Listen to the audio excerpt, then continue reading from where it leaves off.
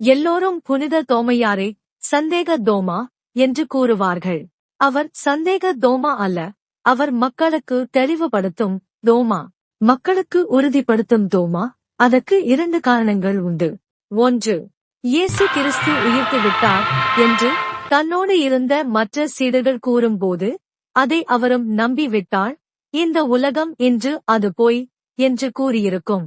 ஆனால் அதை உறுதிப்படுத்துவதற்காக புனித தோமாவோ, நான் ஆண்டவரின் விழாவில் என் விரலை விடாத வரையும், அவர் காயங்களில் என் விரலை நுழைத்து பார்க்காத வரையிலும் நான் நம்ப மாட்டேன் என்று உறுதியாக கூறினார்.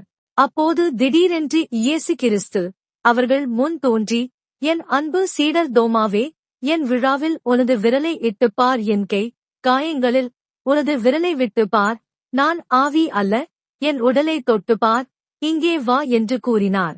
அப்போது புனித தோமா தைரியத்தோடு அவர் விலா காயங்களை தொட்டு பார்த்து, என் ஆண்டவர் உயிர்த்து விட்டார் என நான் உறுதியாக நம்புகிறேன் என்று இந்த உலகிற்கு எடுத்து கூறினார்.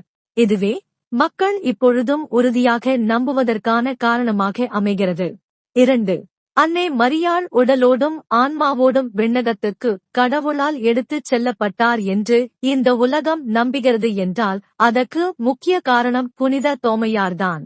புனித தோமையார் தாய் அன்னை மரியாளை பார்க்க சென்றபோது மற்ற சீடர்கள் அன்னை மரியாள் இறந்து விட்டதாகவும் அவரை அடக்கம் செய்து விட்டதாகவும் கூறினார்கள். ஆனால் நமது சீடர், நான் என் தாயை பார்த்தே ஆகஸ்ட் வேண்டும் என்று கூறி அடம்பிடித்து மற்ற சீடர்களுடன் சேர்ந்து கல்லறையை திறந்தார். அப்போதுதான் அந்த கல்லறை மலர்களின் வாசத்தால் நிரம்பி கல்லறை முழுவதும் மலர்களாக காட்சியளித்தது. அங்கே மரியாளின் உடல் ஏதுமில்லை. அப்போதுதான் கடவுளால் அன்னை மரியாள் உடலோடும் ஆன்மாவோடும் எடுத்துச் செல்லப்பட்டார் என்று மக்கள் உறுதியாக நம்பினார்கள்.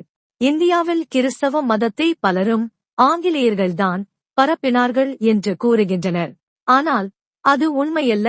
இந்தியாவில் கிபி 50 இயேசுவின் அன்பு சீடரான புனித தோமையாரால்தான் இந்தியாவில் முதலாக கிறிஸ்தவ மதம் வேரூன்றியது. அது எவ்வாறு என்றால், சீடர்கள் 12 பேரும் ஒவ்வொரு திசைக்கும் அனுப்பப்பட்டார்கள். அப்போது கிழக்கு திசையான இந்தியாவிற்கு அனுப்பப்பட்டவர்தான் புனித தோமையார். புனித தோமையார் கடல் வழியாக முதலில் இந்தியாவில் கால் பதித்த இடம்தான் கேரளாவில் உள்ள மலபார். இந்த கடற்கரையோரத்தில்தான் முதலாக புனித தோமையார் இயேசுவின் போதனைகளை இங்குள்ள மக்களுக்கு எடுத்துக் கூறினார். இயேசுவின் பெயரால் பல அற்புதங்களை செய்து காட்டினார். நோயுற்றோரை குணப்படுத்தினார், பேய்களை ஓட்டினார். அவர் பேசிய ஒவ்வொரு இறை வார்த்தையும் உயிருள்ள வார்த்தையாக வெளிப்பட்டது.